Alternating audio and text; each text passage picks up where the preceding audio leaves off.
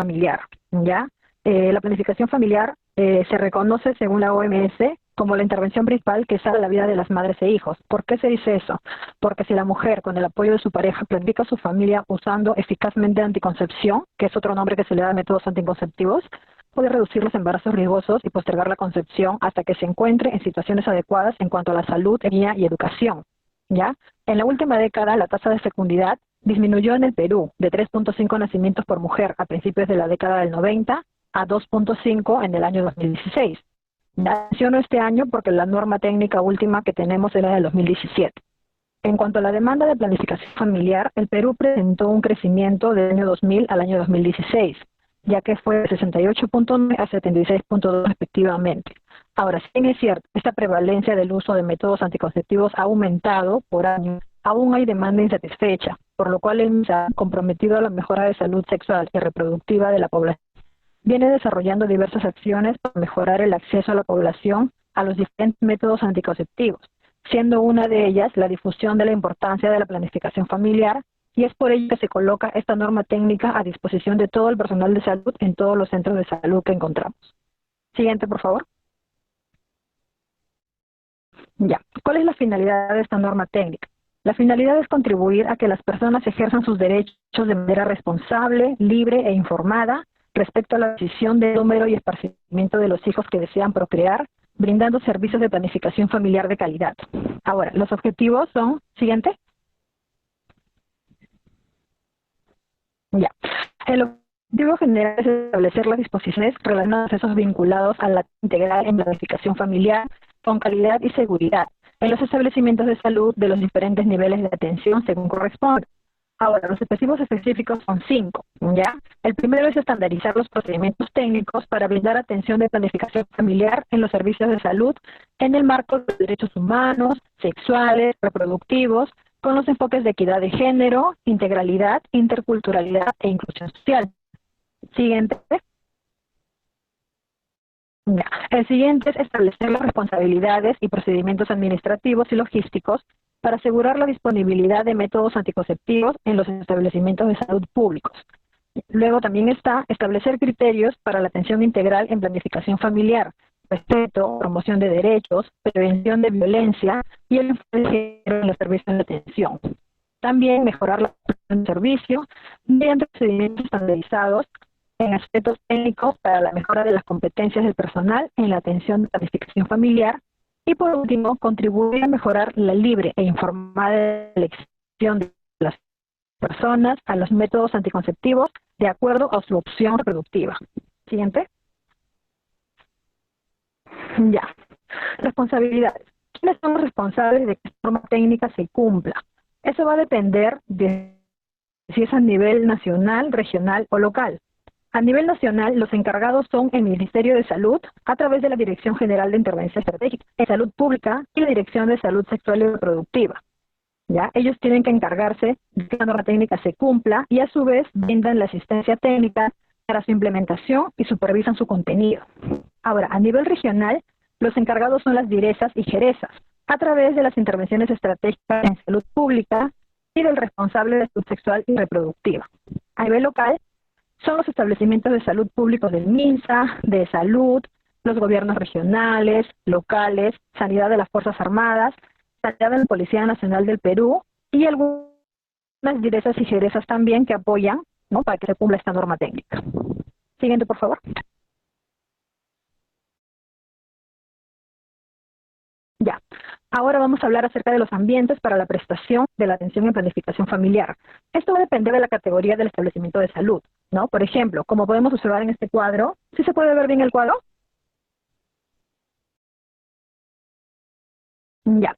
Como observamos en este cuadro, podemos ver, ¿no?, que en el nivel 1.1, 1.2 y 1.3, las funciones obstétricas neonatales son primarias y solamente se encuentra un consultorio externo general, ¿no? En cambio, el nivel 1.4 al nivel 3.2, además de un consultorio externo, se brinda también un servicio de área de internamiento, ¿ya?, que es una unidad productora de servicios de salud para pacientes posaborto y puerperio. Ahora, si observamos del nivel 2.1 al nivel 3.2, además de ese consultorio externo y de hospitalización, podemos observar que también cuentan con un centro quirúrgico, Esto es para cuando se quiere hacer una anticoncepción quirúrgica voluntaria, que es la ligadura de trompas y la vasectomía, ¿no? En las funciones obstétricas y neonatales esenciales e intensivas, que están de la tercera fila para abajo, se va a habilitar un consultorio para orientación y consejería en salud sexual y reproductiva, según sea la demanda de atención en cada centro de salud. Siguiente.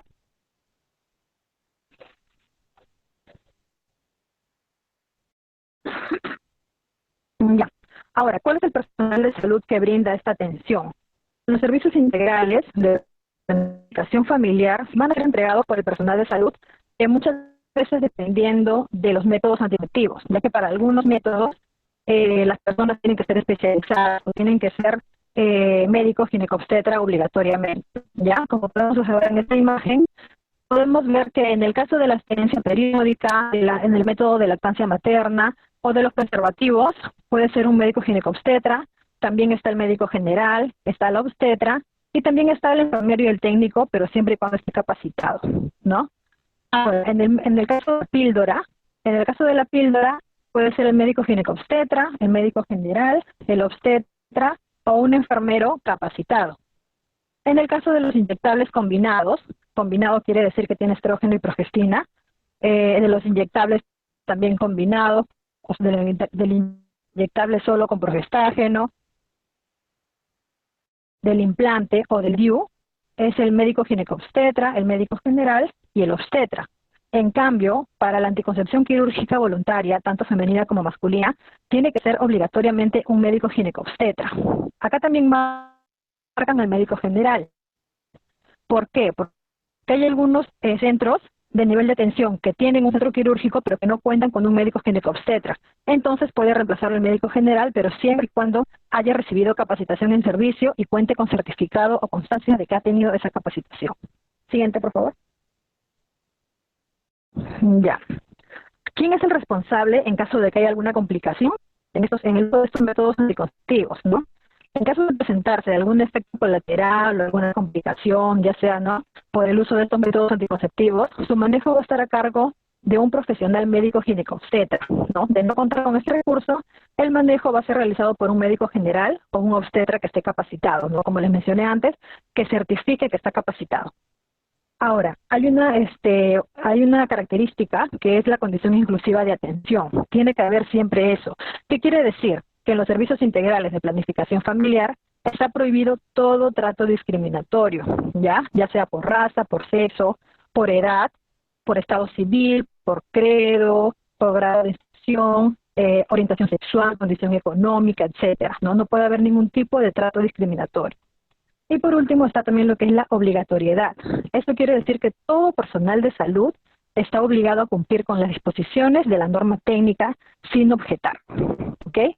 Ahora, encontramos también lo que son los derechos y planificación familiar. El MINSA y las DIRESAs son los responsables de la capacitación del personal en los establecimientos de salud sobre estos derechos. Ya los usuarios tienen ciertos derechos al momento de hacer de ir a la orientación y de ir a la consejería en la parte de lo que es planificación familiar.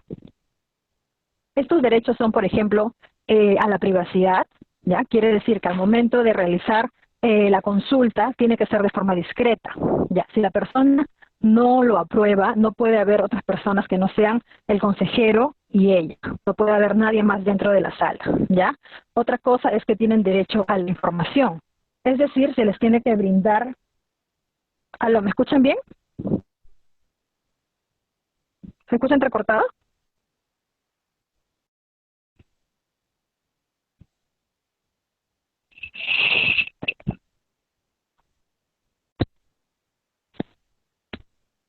¿Me escuchan bien? Ahorita. Ya. Ya, ahora sí. Ya voy a continuar. Me quedé en la parte de los derechos, ¿sí? Otro derecho que tienen los usuarios es el derecho a la información, es decir, se les tiene que informar todo acerca de los métodos anticonceptivos para que ellos puedan tomar una decisión de forma autónoma, ¿ya? No se les debe presionar a tomar ninguna decisión acerca del método que ellos deben usar. También tienen el derecho a la seguridad personal, es decir, se les tiene que atender de forma segura sin exponerlo a riesgos. Y también un derecho muy importante que tienen es el derecho al reclamo. Es decir, si no están conformes con algún trato o con alguna información que se les ha dado, ellos pueden expresar su disconformidad. ¿Ya? Y así como tienen derechos en la planificación familiar, tienen también derechos, pero sexuales y reproductivos. ¿Ya? Esos derechos son disfrutar al máximo de su sexualidad, decidir libremente el número de hijos que quieren tener o el esparcimiento entre hijos, claro está, tener acceso a la orientación sin discriminación y tener un acceso a la amplia gama de métodos anticonceptivos para que ellos puedan decidir. Siguiente. Ya. Así como los usuarios tienen derechos, también tienen ciertas responsabilidades, ¿ya? Estas responsabilidades son básicamente tres, las que encontramos en la norma técnica, que son brindar información sobre sus antecedentes y estado de salud que contribuyan al diagnóstico y al plan de cuidado. Ya puede que ellos estén ocultando un antecedente, pero es muy importante decirlo porque de eso depende también qué método te va a recomendar el médico para que tú uses. Que las personas no pueden usar algún método así porque simplemente quieren usarlo y ya porque puede repercutir en su salud, ¿ya? Otra responsabilidad es cumplir las recomendaciones e indicaciones que el profesional de salud señale, así como sus tratamientos y procedimientos que se les indique para su recuperación. Y bueno, por último, la más importante, acudir a todas sus citas programadas. Siguiente. Ya. Un punto muy importante en la planificación familiar es la promoción de la salud sexual y reproductiva. La promoción de prácticas y entornos saludables en la salud sexual y reproductiva y planificación familiar consiste básicamente en promover el desarrollo de habilidades personales y generar mecanismos administrativos, organizativos, políticos que van a facilitar a las personas y grupos a tener un mayor control sobre su salud sexual y reproductiva y así poder mejorarla, ¿ya? Ahí vamos a encontrar lo que es la difusión y comunicación, ¿ya? ¿De qué manera se va a comunicar esto? Puede ser a través de cuatro maneras. Puede ser a través de la estrategia de comunicación, que es, por ejemplo, las enfermeras, ¿no? Que de repente hacen sus reuniones de sensibilización, hacen charlas, etcétera. También puede ser a través de medios alternativos, como por ejemplo son paneles publicitarios, gigantografías, perifoneos, o también puede ser a través de medios de difusión, como por ejemplo es la radio, medios escritos o la televisión. Otro punto que encontramos es lo que es la prevención de enfermedades relacionadas a la salud sexual y reproductiva. Ya ahí básicamente vamos a prevenir lo que es el cáncer ginecológico, que es básicamente el cuello uterino y de mamas, que es un aspecto muy importante que tenemos que tener en cuenta para el uso de métodos anticonceptivos, ya que hay algunos métodos que no se pueden utilizar si la persona tuviera cáncer ginecológico. Luego también se va a hacer lo que es la prevención de violencia basada en género. ¿Ya? Esto se va a hacer mediante fichas de tamizaje. No sé si en algún momento hemos visto quizás que las obstetras o enfermeras tienen una ficha de tamizaje para poder verificar lo que es el riesgo o situación de la persona, si es que es una víctima y si es que se encuentra en peligro. Si esto se identifica, aunque sea un poquito de peligro que tenga la mujer o la persona que sea, ¿no? Mujer o varón, se tiene que dar consejería y se tiene que articular a otros servicios, como por ejemplo el Ministerio de la Mujer, y poblaciones vulnerables o quizás a la demanda. Y otro punto que tenemos que ver es la prevención y la detección de las ITS, ¿no? Infecciones de transmisión sexual. Básicamente se refiere esto más que nada a lo que es el VIH principalmente, ¿no? Ahí lo que se debe hacer es implementar procesos de orientación y tamizaje serológico mediante la prueba rápida para el VIH en mujeres de edad fértil sobre todo, ¿no? Que acuden a estos servicios de planificación familiar. Luego, por último, lo que se hace también es la orientación y consejería, ¿no? Que se le tiene que dar obviamente a toda persona que quiere espaciar, limitar o postergar su fecundidad. Siguiente. Ya. Ahora, para poder hacer esta orientación y consejería, ellos usan lo que es el método de los 5 pasos. Ya acá se los nombré. El primer paso es establecer una relación cordial, que es básicamente muy importante para que pueda entrar en confianza la persona, ¿no? El segundo paso es establecer, identificar las necesidades que tiene el usuario, ya para pasar al tercer paso, que es responder a estas necesidades. Como cuarto paso, nosotros tenemos que verificar que nos haya comprendido el usuario, que nos haya comprendido lo que hemos querido decir, que nos haya comprendido la información de repente que le hemos dado sobre los métodos anticonceptivos y ahí ellos puedan tomar una decisión. Y como quinto paso, mantener esa relación cordial. Siguiente. Chicos, ¿está todo claro hasta ahí? ¿Tienen alguna duda para continuar?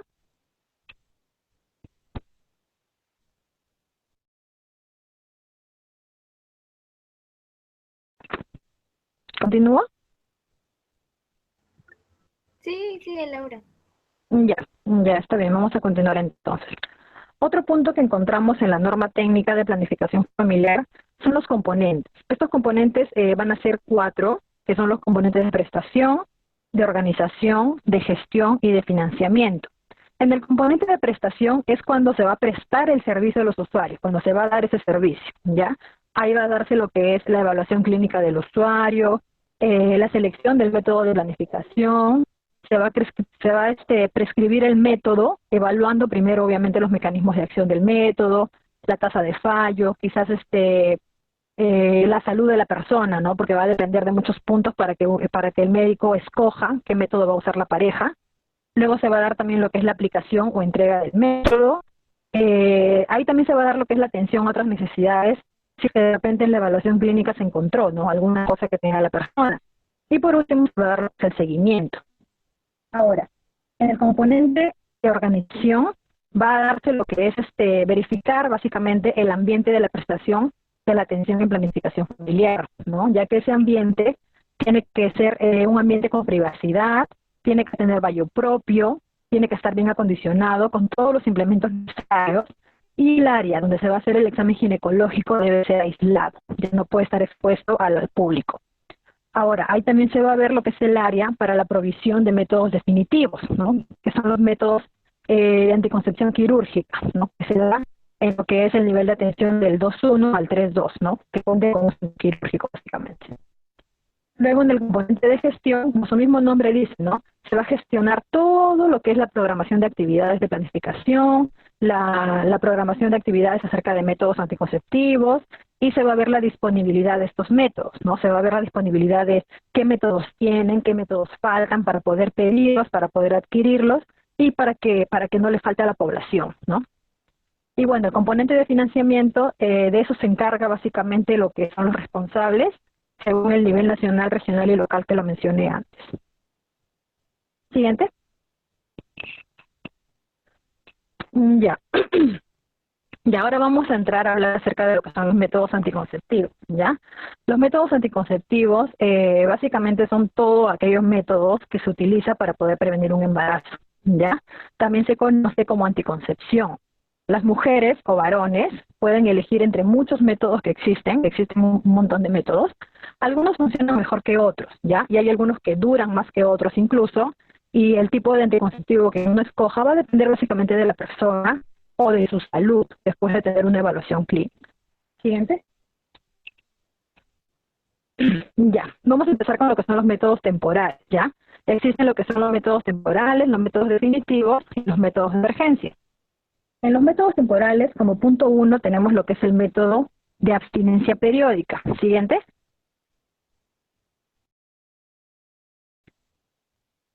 Ya. En el método de abstinencia periódica se basa en el conocimiento de signos y síntomas asociados a los periodos fisiológicos de fertilidad y de infertilidad. Ya ahí vamos a encontrar dos métodos, que es el de ritmo y el de la ovulación. Ya vamos a empezar explicando lo que es el método del ritmo, un poco acerca de eso. El método del ritmo también es conocido como el método Ojinnok-Knaus, el método de la regla o el método del calendario, ¿ya? Esto se basa en la abstinencia de las relaciones sexuales durante la fase fértil del ciclo menstrual para poder evitar un embarazo, ¿ya? Como podemos observar, a ver, creo que se ve un poco chiquito esa imagen, pero básicamente trato de explicar un poco acerca de cuáles son los días fértiles en el periodo menstrual. Ya, ahí en la parte que se ve rosado, vamos a hacer una suposición de que la menstruación dura de 1 a 5 días, ya me refiero al sangrado menstrual. Entonces, esto es un esquema que hace referencia a un periodo aproximado de 30 días, ya. No estoy diciendo que a todas las personas sea igual, pero es básicamente un periodo regular, ya. Supongamos que el ciclo menstrual, el sangrado sea de 5 días, ya del día 1 al 5. Ahora, el día 6 al día 9 son días secos. ¿Qué quiere decir? Que la mujer al observarse no va a encontrar ningún tipo de moco sexual, ningún tipo de descenso. Ya esos son considerados los días infértiles. Ahora, del día 10 al día 20, que son un aproximado de 11 días, esos son los días considerados fértiles. ¿Por qué? Porque aproximadamente el día 10 del ciclo menstrual se va a dar el primer día húmedo y el día 17 va a ser el día mucho más húmedo, es decir, el día donde haya más ovulación. Esos días son los días peligrosos, por así decirlo, que si una persona o una pareja, mejor dicho, tiene relaciones sexuales sin protección, fácilmente puede quedar embarazada. Ahora, del día 21 al día 30 son también considerados días secos porque ya no va a haber ovulación, ya no va a haber moco cervical, entonces son considerados también días infértiles, ¿ya? Pero para usar este método del ritmo hay ciertos requisitos. Por ejemplo, lo recomendado por los centros de salud es que para que las mujeres usen este método, tienen que primero verificar su periodo por 6 meses completos, ¿ya? Algunos recomiendan por 12 meses, ¿ya? Pero lo aproximado es 6 meses para poder verificar si todos tus ciclos son iguales o parecidos y si eres regular. Porque si tienes un ciclo irregular no se puede utilizar este método, ¿ya? Otro requisito es que la mujer no tiene que estar en perimenopausia, que es antes de la menopausia, y también tiene que tener habilidad para conocer sus días fértiles. Si no los reconoce fácilmente, es muy difícil que se pueda cuidar con este método. Ahora, también vamos a encontrar lo que es el método Billings, que es también llamado de ovulación o de moco cervical, ¿ya? Este método también es la abstinencia de relaciones sexuales en la etapa fértil, pero esto se determina por la presencia o características del moco cervical, ¿ya?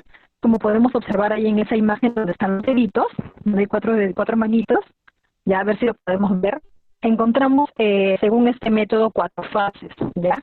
La primera fase es la fase considerada seca, que es 1 a 3 días después del periodo, es decir, después del sangrado menstrual, ya por así decirlo. Nosotros al momento bueno, en cualquier momento no vamos a sentir humedad y si nos tocamos no vamos a encontrar ningún tipo de moco cervical. Es considerado la parte no fértil, ¿ya? Ahora, 4 a 6 días después del ciclo menstrual, después del sangrado menstrual, mejor dicho, va a haber una fase pegajosa. Nos vamos a dar cuenta que al momento de tocar ese descenso, se va a sentir algo pegajoso, como si fuera un moco, por así decirlo. Se siente así, pegajoso, ¿ya? Esa etapa es considerada semifértil. No es considerado 100% fértil porque no hay una ovulación mayor, pero la mujer, al tener relaciones sin protección, sí podría quedar embarazada. Ahora, en la fase cremosa, que es de 7 a 9 días después del sangrado menstrual, también es una etapa considerada semifértil y vamos a encontrar el descenso de forma cremosa o pastosa, mejor dicho, como si fuera una crema, como si fuera una crema para el dolor muscular o así, ya de esa consistencia. Y por último, la parte donde es la etapa fértil, 100% fértil, es cuando el descenso va a ser de color claro y al momento de estirarlo se va a notar como el color de la clara del huevo, básicamente, ¿ya? Eso sucede aproximadamente de 10 a 12 días después del sangrado menstrual. En eso se basa prácticamente lo que es el método de la ovulación, ¿ya chicos? Ahora, para que puedan utilizar este método, la mujer tiene que tener la habilidad de poder reconocer estas características. Ya si no se puede reconocer, no se puede usar este método porque no le va a funcionar. Y otro requisito es que no se tenga que tener ningún tipo de enfermedad que pueda alterar las características del moco cervical. ¿Ya chicos? Ahora vamos a pasar, siguiente diapositiva por favor. Ya. Ahora vamos a explicar lo que es el método de la lactancia materna exclusiva y la amenorrea, ¿ya?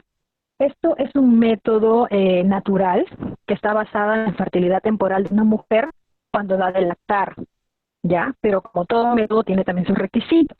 Para que este método funcione, o mejor dicho, para que sea efectivo y no quedes embarazada, la mujer tiene que dar de lactar a libre demanda, ¿ya? ¿Qué quiere decir eso? Que tiene que ser 10 a 12 veces durante el día y la noche, y el intervalo de espera, ¿ya? No tiene que ser mayor a 4 horas en el día y 6 horas en la noche, ¿ya chicos? Otro requisito es que la mujer tiene que estar en amenorrea durante 6 meses, porque si en el transcurso de esos 6 meses te viene tu periodo, tienes que descartar este método e ir al centro para que te den otro, ¿ya? Y otro requisito es que te encuentres dentro de los 6 primeros meses. Por ejemplo, esos 6 meses de tu bebé, tú te cuidaste con este método, pero pasas al 7.º mes, ya no puedes usar este método, aunque sigas dándole lactancia materna libre demanda, porque el niño ya se alimenta con otra cosa, ya tiene una alimentación complementaria y ya no es tanto la lactancia que tú le vas a dar a tu niño y no lo recomienda, ya lo recomienda que sea solo los 6 primeros meses. Ahora, en esta imagen que ven acá, en la primera imagen de la mamá dándole la lactancia a su niño, podemos encontrar que dice, ¿no? ¿Cómo funciona este método? Lo que pasa es esto, el niño va a succionar, ¿no? Va a succionar el pecho de la madre y en ese momento es cuando una señal va a viajar al cerebro y va a liberar lo que es la prolactina. La prolactina va a hacer lo que es la producción de la leche, pero también va a inhibir la ovulación. Entonces es por eso que la mujer va a estar en amenorrea durante todo ese tiempo. ¿Ya, chicos? ¿Tienen alguna duda acerca de esto? ¿O continuamos para pasar a la siguiente diapositiva? Ya, está bien. Siguiente diapositiva. Ya. Ahora vamos a hablar de los métodos de barrera. Los métodos de barrera son aquellos que están basados en colocar una barrera física que va a impedir la unión del espermatozoide con el óvulo, ¿ya?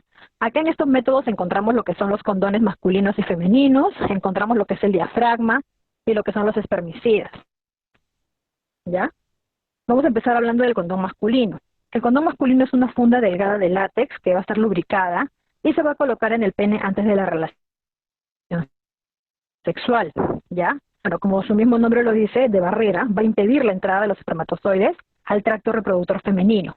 Ahora, ¿cómo se coloca el condón masculino? Como primer paso, tenemos que usar, obviamente, un condón nuevo, verificar la fecha de vencimiento, y se tiene que verificar la sensación de almohadilla, ya que se siente en el preservativo cerrado. Ya tenemos que verificar todos esos puntos. Y cabe recalcar, tiene que usar un preservativo por cada relación sexual. Como punto número 2, se tiene que colocar el condón en la cabeza del pene erecto con el borde enrollado en la dirección contraria al cuerpo, ¿ya? Como punto número 3, se tiene que desenrollar el preservativo totalmente hasta la base del pene. Luego, cuando termina la eyaculación, se tiene que sostener el borde del condón para que no se deslice y se tiene que retirar el pene de la vagina mientras que todavía está erecto, porque si no hay riesgo de derrame. Por último, se tiene que desechar debidamente el condón.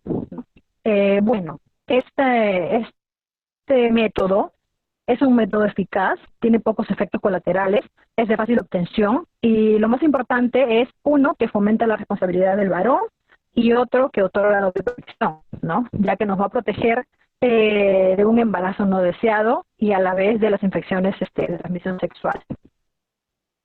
Luego vamos a explicar acerca de lo que es el método del condón femenino. Es una funda amplia, delgada de polímero de nitrilo. Este condón femenino, como se observa en la imagen, tiene 2 anillos, ya que son blandos y flexibles en ambos lados. Esto se va a colocar en la vagina en una relación sexual. ¿Cómo se coloca esto? Se tiene que sostener el condón con el extremo, interno, por así decirlo, y la parte externa tiene que quedar colgada hacia afuera. No se pueden observar bien en la imagen, ¿ya? La parte del anillo interno se presiona, se va a meter por la vagina. Una vez que esté al fondo, ¿ya? Tenemos que verificar que la parte del anillo externo quede afuera. Al momento de ingresar el pene, tiene que quedar el anillo afuera, ¿ya? En caso de que ingrese, se tiene que retirar y usar otro. Luego, para retirar, simplemente se agarra de la parte del anillo externo y se jala suavemente y se descarta. Este método también es un método eficaz, también nos otorga doble protección, es de fácil obtención y fomenta la responsabilidad de la mujer en la relación sexual. Siguiente. Ya.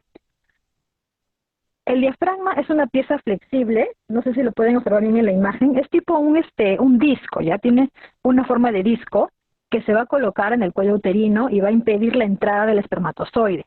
Sin embargo, no siempre tiene efectividad por sí solo, ya el diafragma normalmente se usa con un espermicida, ya los espermicidas son productos químicos que se van a presentar en forma de cremas, de jaleas, de gel, o también de óvulos, ya a lo mejor hemos escuchado hablar de óvulos, ya, es un espermicida. Ahora, en el caso de los espermicidas que son cremas, son los que se colocan en el diafragma, ya, vamos a colocarlo en el diafragma, luego se va a apretar y se va a colocar en la vagina hasta que llegue al fondo. Ese método, ¿qué cosa es lo que va a hacer? va a impedir que pase el espermatozoide al tracto femenino, pero a su vez va a destruir los espermatozoides, ¿ya? Ahora, en el caso del espermicida, que es en forma de óvulo, lo que tenemos que hacer es colocarlo 15 minutos antes de la relación sexual. Al estar el óvulo adentro, en esos 15 minutos se va a diluir y al momento de tener la eyaculación, esa dilución va a matar los espermatozoides, ¿ya? Entonces ya no va a haber un embarazo. Eso es lo que va a suceder. Ahora, ¿qué pasa si se coloca el óvulo y después de una hora no ha habido relación sexual? Para que tú tengas una nueva relación sexual, tienes que colocarte otro óvulo porque ya perdió su efecto. Ya se usa uno por relación sexual y después de 15 minutos de colocarte. Siguiente.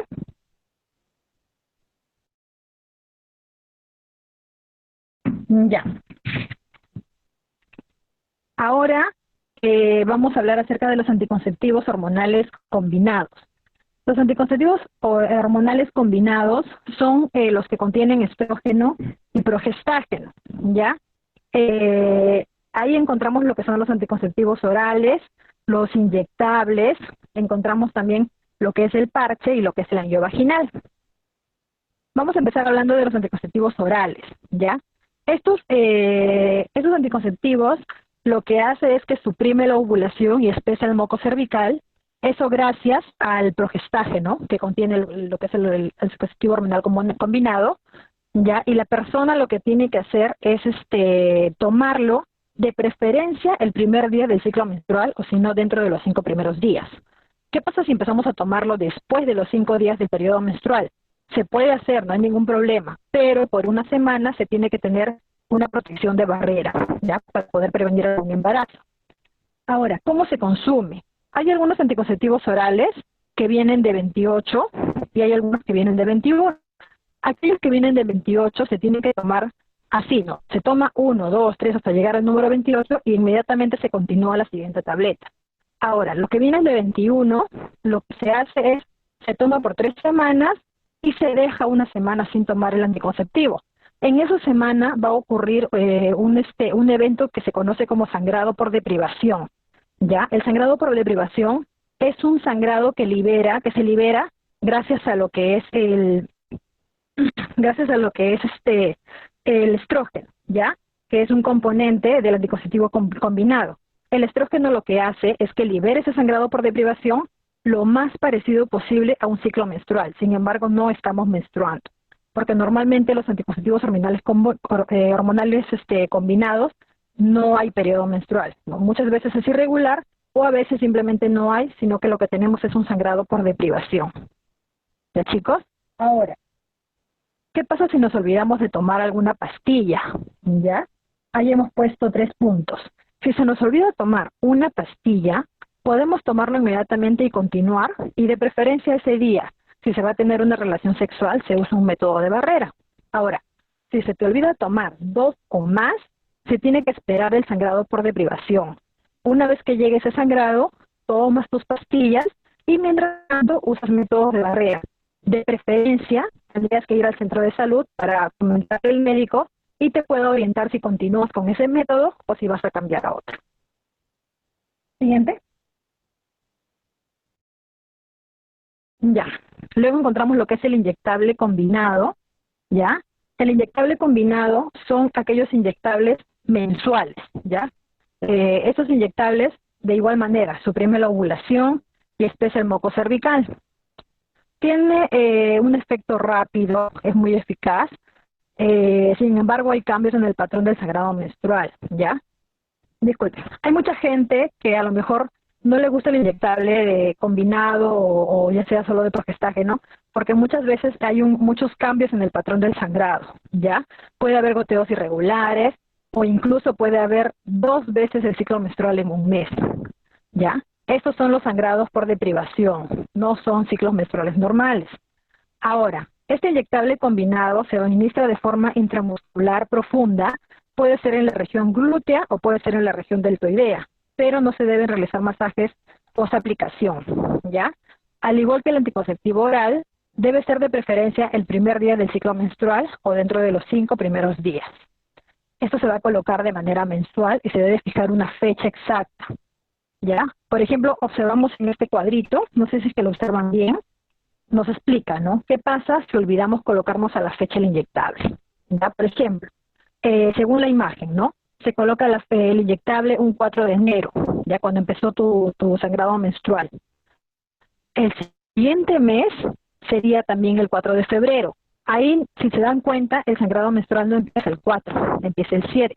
Sin embargo, el inyectable se tiene que colocar la misma fecha que iniciaste, estés o no estés con tu periodo, ¿ya? El periodo puede venir antes, puede venir después, pero tú tienes que colocarte el inyectable en la misma fecha. ¿De chicos? Ahora, ¿qué pasa si olvidé colocarme el 4 de marzo mi inyectable? Si es que todavía estás dentro de los 3 días, ya, porque este inyectable, disculpen por no mencionarles, tiene un rango de más menos 3 días para colocarte, ya. Si estás dentro de esos 3 días, no hay ningún problema, te lo puedes colocar porque estás dentro del rango. Ahora, si ha pasado esos 3 días, inmediatamente te lo colocas, pero por una semana tienes que usar métodos de barrera. ¿Alguna duda, chicos, para continuar con el siguiente?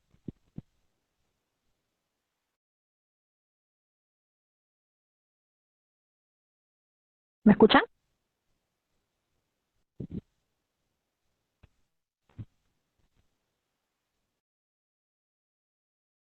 Ya, siguiente diapositiva, por favor. Ya. Ahora vamos a hablar acerca de lo que es el parche hormonal y el anillo vaginal de chicos. El parche hormonal es un parche adhesivo que es pequeño, aproximadamente tiene 20 centímetros cuadrados, y se va a colocar en la piel, ya sea, como vemos en la imagen, puede ser en los glúteos, puede ser en la parte superior de la espalda, en los brazos o en el abdomen bajo, ¿ya? Este parche lo que hace es que libera estrógeno y progestina a través de la sangre y la piel, y de esa manera nos protege contra embarazos, ¿no? Ahora, este parche es muy eficaz y de efecto rápido. La diferencia de este parche es que regulariza los ciclos menstruales y no va a interferir en las relaciones sexuales. Incluso al usar el parche podemos realizar ejercicios o bañarnos de manera normal, ya no lo va a impedir. Hay algunos estudios que dicen que el parche hormonal puede ayudarnos a mejorar lo que es el acné, ya no es 100% confirmado, pero se han encontrado casos en que ha ayudado a eso, ya ha ayudado a mejorar el acné e incluso se dice que ha ayudado a reducir crecimiento excesivo de vello no deseado. Ya, el parche hormonal combinado se tiene que colocar uno por semana, ¿ya? Y se usa solo por 3 semanas, ¿ya? Por ejemplo, tú tienes tu sangrado menstrual, el siguiente día que termina te colocas el parche, ¿ya? Te lo colocas por una semana, por ejemplo, un lunes. El siguiente lunes te lo retiras y te colocas otro, y el siguiente lunes igual, te lo retiras y te colocas otro. El próximo lunes te lo vas a quitar y no lo vas a usar por una semana. Supuestamente en esa semana tiene que venir el sangrado por deprivación, ¿ya chicos? Bueno, eso es todo acerca del parche. Y respecto a lo que es el anillo vaginal, es un anillo delgado, es transparente, ¿no? Como se ve en la imagen celestita, es delgado, transparente, flexible, que se va a insertar en la vagina de la misma manera que el parche. Dura 3 semanas. A diferencia del parche, bueno, este anillo dura 3 semanas completas. Te lo colocas un día y en 3 semanas te lo retiras. Y no lo usas por una semana tampoco, que supuestamente baja lo que es el sangrado de deprivación. ¿Ya chicos? Este anillo vaginal sí tiene algunos efectos que me gustaría mencionar, que son lo que es el flujo excesivo vaginal, irritación vaginal, dolor de cabeza. Muchas veces se da lo que es la expulsión espontánea del anillo vaginal. No se da en todas las personas, pero según estudios, de 100 personas, a lo mucho a 3 o 4 personas se les da una expulsión espontánea en menos de un año de uso. El chico se tiene que tener cuidado con esto. Ahora, ¿cómo se coloca este anillo vaginal? Lo que se hace es que con el dedo pulgar y el dedo índice se va a apretar hasta llegar a una forma de 8, por así decirlo, y de esa manera se va a colocar el anillo en la vagina. Ahora, si nosotros sentimos incomodidad, tenemos que presionar un poco más hacia el fondo hasta que quede bien colocado y de esa manera se utiliza, ¿ya? Este anillo vaginal, si uno quiere, se lo puede retirar para tener la relación sexual, pero se lo tiene que colocar antes de que pase las 3 horas, ¿ya? Porque si no, ya no produce el efecto de anticoncepción. O si uno desea, se lo puede dejar puesto porque no incomoda para nada, según dicen las fuentes. Bueno, Pasamos a la siguiente diapositiva. Ya. Ahora vamos a entrar a explicar lo que son los anticonceptivos hormonales solo de progestina. En este grupo encontramos lo que son las píldoras, lo que son inyectables y también encontramos lo que son los implantes. Ya. Respecto a las píldoras, son muy eficaces, tienen un rápido efecto. A diferencia de los anticonceptivos que son combinados, las píldoras, los inyectables y los implantes solo de progestina, los que tienen solo progestina, se pueden usar en el posparto inmediato. Ya me olvidé recalcarles eso, porque los combinados tienen un efecto en lo que es la lactancia materna, cambian la consistencia y cambian el volumen. Entonces no se recomienda hasta que la mujer cumpla los 6 meses de posparto, ¿ya? Estas píldoras solo de progestina sí se pueden utilizar en el posparto inmediato, ya que no va a modificar la composición y el volumen de la leche, ¿ya? También puede producir lo que es cambios en el patrón del sangrado menstrual y cabe recalcar, ya, estos anticonceptivos, tanto combinados como de progestina, no previenen las infecciones de transmisión sexual. Por lo tanto, se recomienda también el uso de preservativos. ¿Ya, chicos? Ahora, a diferencia de estas píldoras, con las píldoras combinadas, no se debe suspender la toma en ningún momento, ¿ya? Deben ser todos los días a la misma hora. ¿Por qué? Porque si hay un retraso de 3 horas o más, pierde su acción anticonceptiva, ¿ya, chicos? Si nosotros nos olvidamos de tomar una pastilla y pasan 3 horas, o pasa un día o 2 días, lo recomendable es ir al centro de salud o a un hospital más cercano, planificación familiar, para que nos evalúen y puedan ver si continuamos con el método o realizamos un cambio, ¿ya? Luego encontramos lo que es el inyectable solo de progestina. Este inyectable de progestina es aquel inyectable que dura 3 meses, ¿ya? Este inyectable lo encontramos en 3 presentaciones, como podemos, no sé si se observa bien en el cuadrito de abajo, dice AMPD, ¿ya? El AMPD es el acetato de medroxiprogesterona, ¿ya? Esto vamos a encontrarlo en 2 presentaciones. En uno que es de 150 miligramos por 1 mililitro, que se coloca de forma intramuscular, y el otro lo encontramos de 104 miligramos por 0.65 mililitros, que se va a colocar de manera subcutánea. Ahora, también encontramos el ENET, que es el enantato de norethisterona. Ese se encuentra de 200 miligramos y se coloca de forma intramuscular, ¿ya? ¿Cuál es la diferencia entre esos? Una diferencia es que el ENET no produce tantos cambios en lo que es el periodo menstrual. Por ejemplo, el AMPD puede provocar lo que es amenorrea total, puede provocar la pérdida de la menstruación en un 50% o en un 80% en unos 3 años de uso aproximadamente, ¿ya? O si tenemos el periodo, se vuelve irregular. En cambio, con el ENET no ocurren mucho estos cambios, ¿ya? Otra diferencia es que si bien nosotros conocemos, el inyectable solo de progestina se usa cada 3 meses, es cierto, pero solo el AMPD, tenemos que tener cuidado con eso.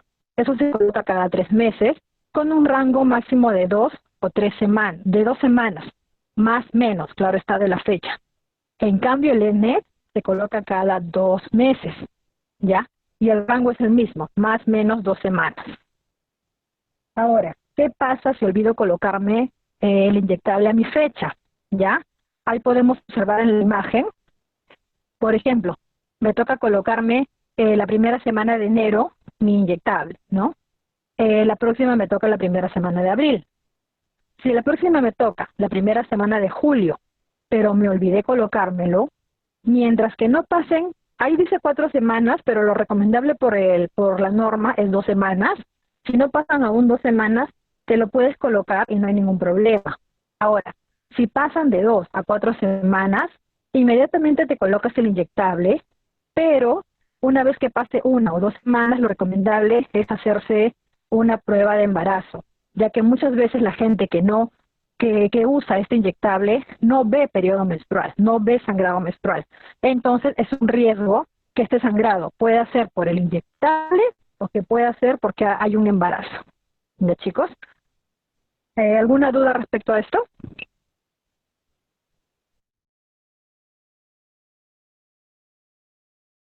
Continuamos entonces. Ya. Ahora vamos a hablar acerca de lo que es el implante.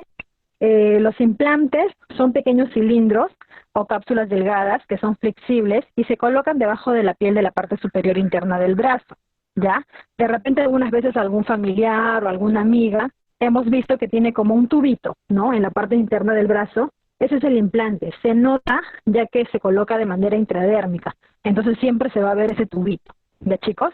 Ese implante puede durar de 3 a 5 años dependiendo del tipo de implante que sea.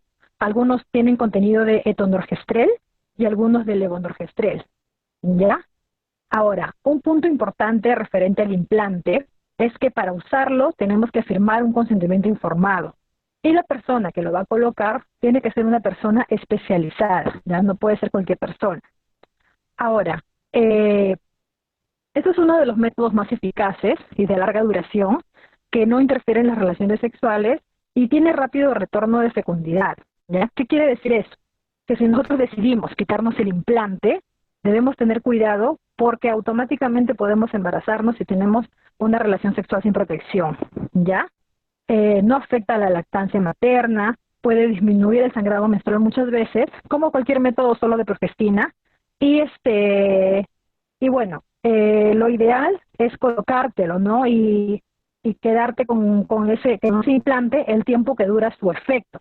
Sin embargo, hay algunas personas que se lo desean quitar y no hay ningún problema, se puede quitar en cualquier momento, pero como les decía, el retorno a la fecundidad es muy rápido.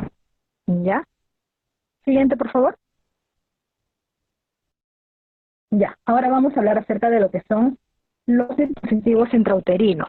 Ya muchas veces cuando escuchamos hablar del DIU, pensamos en lo que es el té de cobre. Sin embargo, existe también otro DIU, que es el DIU liberador de progestágeno, ya, que es el DIU hormonal. Ahora, vamos a empezar explicando un poco acerca de lo que es el té de cobre. Esto se va a insertar en la cavidad uterina y libera, como su mismo nombre dice, libera cobre. Tiene una duración máxima de aproximadamente 12 años, ¿ya?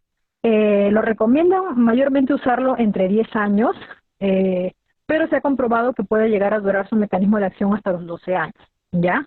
Este té de cobre lo que hace es que afecta la capacidad de los espermatozoides de pasar a través de la cavidad uterina, ya sea inmovilizándolo o destruyéndolo, ¿ya?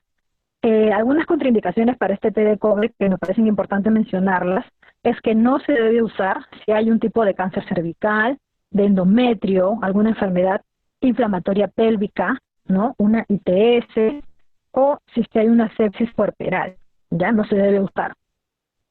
Ahora, este té de cobre también es inmediatamente reversible, produce algunos cambios en el sangrado, generalmente es porque el sangrado va a ser más profuso, ¿ya? De repente la persona que se coloca el té de cobre, los 3 primeros meses de usarlo, se va a percatar que su sangrado va a ser muy profuso, ya va a tener que usar otro tipo de toallas higiénicas, por así decirlo, pero es normalmente los 3 primeros meses, ¿ya? Ahora, según algunas investigaciones, se dice que de las personas que usan el té de cobre, de 1 a 2% han, han confesado, mejor dicho, que se expulsa en forma inmediata el té de cobre, o sea que no lo recibe el cuerpo. ¿Ya? Eso depende de cada organismo. Ahora, en el caso del dispositivo intrauterino, que es liberador de progestágeno, que es el hormonal, de la misma manera, se inserta en la cavidad uterina, pero este libera una hormona llamada levonorgestrel, ¿ya? Este dispositivo dura menos tiempo, dura 5 años, y bueno, aunque quizás muchas personas no lo conocían, ese dispositivo sirve también de método de emergencia, ¿ya? Nosotros conocemos el común, ¿no? Este método de emergencia que es la pastilla del día después, pero este dispositivo también, ¿cómo? Por ejemplo, una persona tiene una relación sexual sin protección, o de repente una violación, etcétera.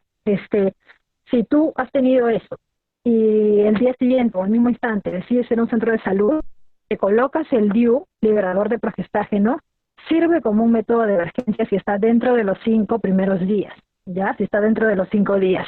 E incluso mucha gente lo toma por usarlo de esta manera, ya que al colocárselo, aparte que es un método de emergencia, te puedes quedar con ese dispositivo 5 años y cuidarte de esa manera, ¿no? Ahora, continuamos con la siguiente diapositiva. Ya. Ahora vamos a hablar acerca de lo que son los métodos definitivos. Ya ahí encontramos lo que es la anticoncepción quirúrgica voluntaria, que son aquellos que se realizan mediante una intervención quirúrgica, ¿no? Siguiente. Ya. Vamos a empezar hablando acerca de lo que es la anticoncepción femenina o también llamada ligadura de trompas, ¿ya? Esto se basa en la oclusión y sección de las trompas de falopio para poder impedir la unión del espermatozoide con el óvulo, ¿ya?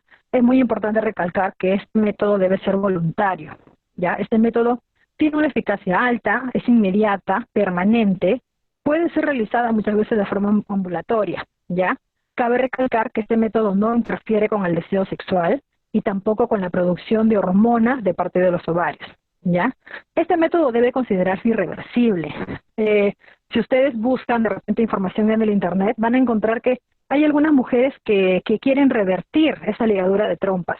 Y si ustedes se dan cuenta en la imagen que encontramos ahí, hay 4 tipos de hacer la ligadura de trompas, ya 4 maneras. La primera que encontramos es la técnica de Pomeroy, ya es la más recomendada, ya se hace a través de una laparotomía. Lo que se hace es un corte, ya se hace un corte, un atado primero, y luego se corta una parte de la trompa, ya. En el caso de lo que es la ligadura por bloqueo mediante cauterización o bloqueo mediante un clip o mediante una cinta de plástico, se puede revertir muchas veces la ligadura de trompas siempre y cuando no esté muy dañado las paredes de la trompa de falopio, ¿ya? Ahora, ¿en qué momento se puede hacer esta ligadura de trompas? Esto se puede hacer en el postparto hasta en las 48 horas, se puede hacer también en 6 semanas o más del postparto, siempre y cuando haya una comprobación de que no hay gestación, ¿ya? Se puede hacer también en un posaborto, siempre y cuando no haya sido complicado. Y muchas veces las mujeres optan por hacerlo en la transcesárea, ¿ya? ¿Qué quiere decir eso? Que al momento de abrir para hacer la cesárea, se aprovecha y se hace la ligadura de trompas, ¿ya? Ahora, en el caso de la ligadura de trompas, la mujer tiene que asistir a un control el tercer día posoperatorio y después al 7º día.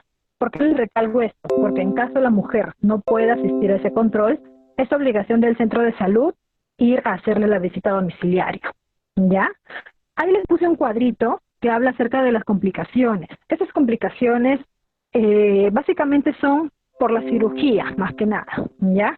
Se pueden encontrar algunas complicaciones como de repente lesiones de la vejiga o del intestino, se pueden encontrar sangrado superficial, dolor en la incisión, de repente se encuentra hematomas, infección de la herida o fiebre postoperatoria. En el caso de encontrarse esas complicaciones, se debe llamar, ¿no? Quizás un número de teléfono, llamar a su médico o en caso de que se pueda asistir al centro de salud más cercano o hospital para que lo puedan orientar y mejorar esas complicaciones.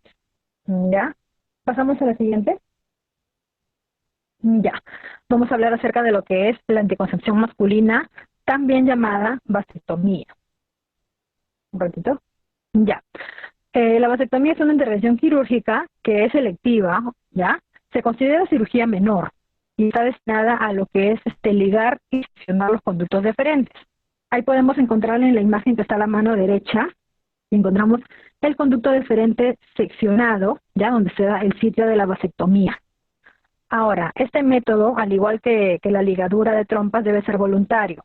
Tiene una alta eficacia, es inmediato y permanente, ¿ya? Este método se va a realizar de forma ambulatoria, ¿ya? Y cabe recalcar también que no va a interferir en el deseo y en la potencia sexual del varón al momento de la relación sexual. Ya no tiene nada que ver con eso. Es mentira eso de que de repente la gente dice, no me hago la vasectomía porque no voy a tener el mismo deseo o la potencia sexual. No, eso es mentira, es un mito. Ahora, no interfiere tampoco en la producción hormonal por parte de los testículos, ¿ya?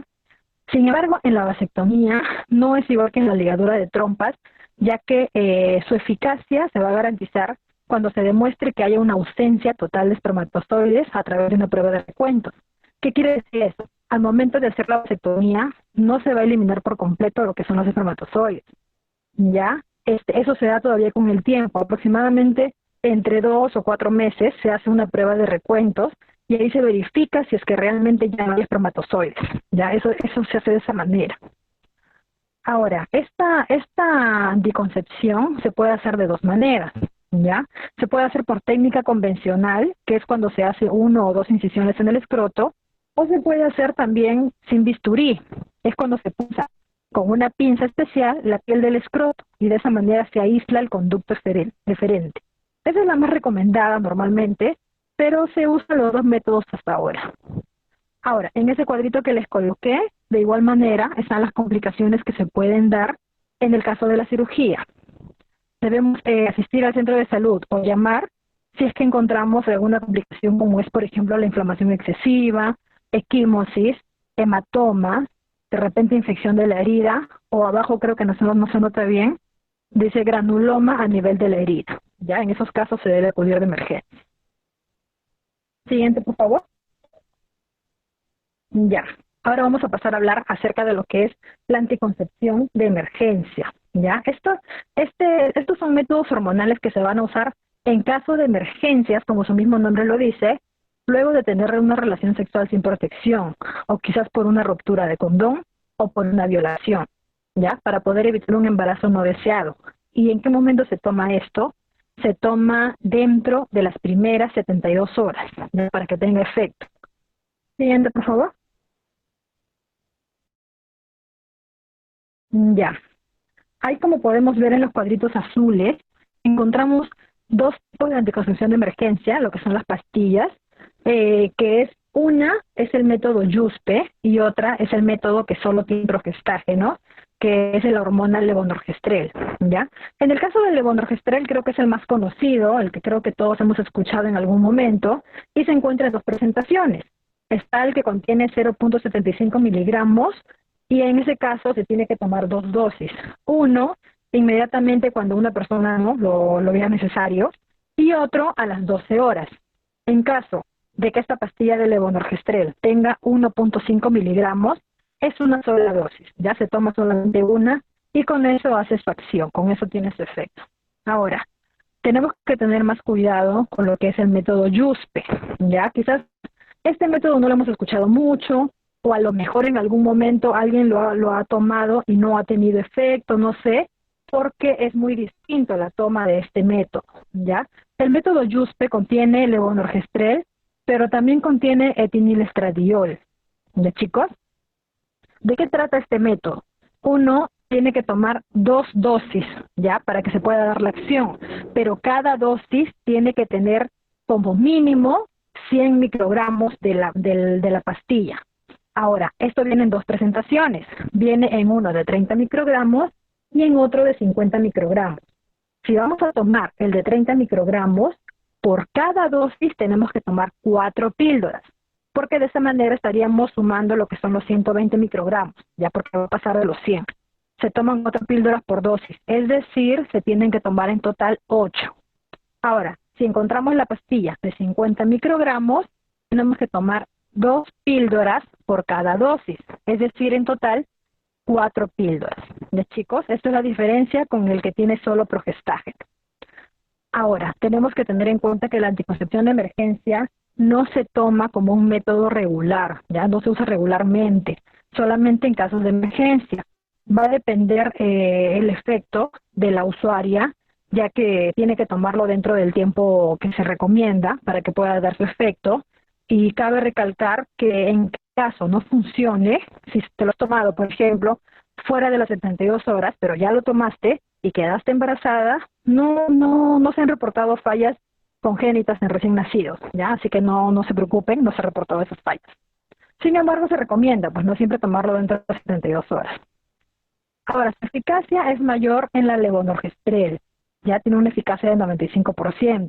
En el caso del método Yuspe, tiene una eficacia del 75%, ya es más confiable la levonorgestrel.